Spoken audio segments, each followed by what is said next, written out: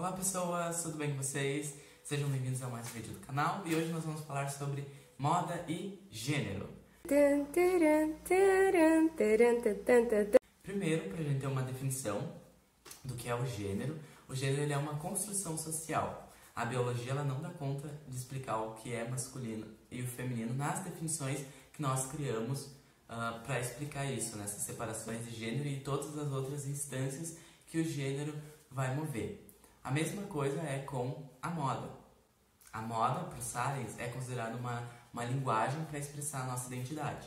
E muitos autores vão dizer que, por exemplo, as vestimentas, entre outras coisas, são considerados signos. Signos são o quê? São símbolos que estão dentro do sistema de representação social e que significam alguma coisa para aqueles indivíduos que partilham entre si esse sistema de representação cultural. Por exemplo, uma placa de pare, de proibido estacionar, que é aquele, se mostrasse para alguém na antiguidade antes dos carros serem inventados, não ia entender o que esse desenho significa. Mas hoje, a partir de que a gente criou essa simbologia de placas que vão direcionar ao trânsito, as pessoas conseguem entender. A mesma coisa é com a moda. Nós criamos signos daquilo que é considerado masculino e daquilo que é considerado feminino. Para Teresa de Lauretis, ela traz um conceito chamado tecnologias de gênero. O que seriam tecnologias de gênero? Seriam instâncias que foram desenvolvidas e que acabam por ditar o gênero. Numa discussão mais da pós-modernidade, a gente vai entender que gênero ele não é nenhuma escolha, ele não é nenhuma questão biológica, mas ele é normas que foram sucessivamente repetidas e acabaram se tornando verdades. Então a gente acabou repetindo e reproduzindo, e repetindo e reproduzindo o que é masculino, aquilo que é feminino, até chegar nessas concepções do que é masculino e o que é feminino que nós temos hoje. Lembrando que essas concepções que nós temos hoje não foram sempre assim durante a história. Por exemplo, peruca, maquiagem e salto alto foi desenvolvido para reis. Tu vai ver um monte de retratos em que o rei está com peruca, usando meia calça, está usando maquiagem, está usando salto alto, e aí as mulheres se apropriaram desse universo. A gente também vai perceber que dentro dos processos históricos da moda, as mulheres sempre tiveram que se apropriar desses signos masculinos porque elas eram excluídas e porque os signos masculinos também simbolizam um status social de poder. Em 1920, o que imperava na moda era o uso dos corpetes. E aí, com a Primeira Guerra Mundial, teve a necessidade das mulheres irem trabalhar. E aí foi introduzido peças dos vestuários masculinos, como ombreiras, como a calça, como blazers, e a partir disso foi desenvolvendo uma nova instância da libertação feminina através do vestuário, desde o uso das calças, da reivindicação das calças, do lace smoking, que foi inventado pelo Yves Saint Laurent, e aí tu teve as mini saia e essa mostragem do corpo, que então foram questões de processos históricos e de mudanças dentro do vestuário feminino.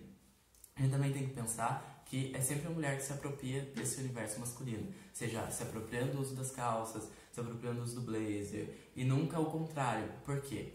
Porque a mulher, quando assume uma questão que ela é masculina, ela adquire um poder, um status de poder, enquanto o homem, se for abdicar de alguma coisa do universo feminino, vai ser ao contrário. Então, hoje em dia, se o homem for querer usar mini saia, maquiagem ou for usar um salto alto, ele é rebaixado do status de homem.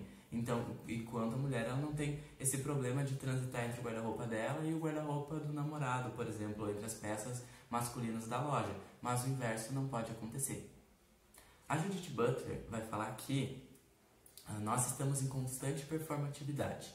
E ela vai utilizar a drag como aquela arte em que a pessoa vai se modificar o corpo, feições corporais, vai utilizar de outras indumentárias para dizer que nós somos drags atuantes da vida real. Nós estamos o tempo inteiro performando o que eu considero como masculino ou o que eu considero como feminino, ou o que os indivíduos consideram como masculino e feminino a partir da própria identidade.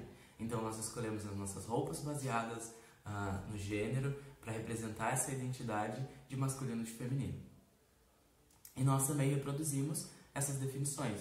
Assim como o gênero ele é uma repetição sócio-histórica, nós acabamos por cada vez reafirmar essas estruturas de gênero. Por exemplo, quando vamos comprar um presente para uma criança e aí vai falar, é menino ou é menina? E aí tu vai falar, é menino. E aí tu já entra em um outro universo de roupas, de cores, de possibilidades, nessa definição de se é para menino ou se é para menina. E é a partir das definições que a gente reafirma constantemente aquilo que é considerado como gênero masculino e aquilo que é considerado como gênero feminino. Então, sabendo que a moda ela é uma construção histórica e que o que a gente considera como masculino ou feminino hoje não foi o mesmo no passado, então nós podemos acabar quebrando esses padrões daquilo que a gente considera como masculino ou feminino e experienciando outras formas de nos vestir, de construir a nossa identidade. E não ancorada nesses valores de masculino ou feminino, nós podemos transcender e criar uma moda que já está sendo implementada, que é a moda a gênero ou a moda unissex, no sentido de que roupas elas são feitas para pessoas e não para gêneros. Então é importante a gente poder experienciar e ter essa liberdade de escolha, de poder adentrar outros universos e vestir aquilo que nos faz bem e não aquilo que é nos dito. E é isso, muito obrigado. Curta, comenta, compartilha, envia para os seus amigos, envia para as pessoas que são muito ancoradas nessas definições de gênero. Então vamos tentar, nem que seja a partir de uma peça de roupa, a modificar e não normalizar essas questões, tá bom? Muito obrigado, até o próximo vídeo.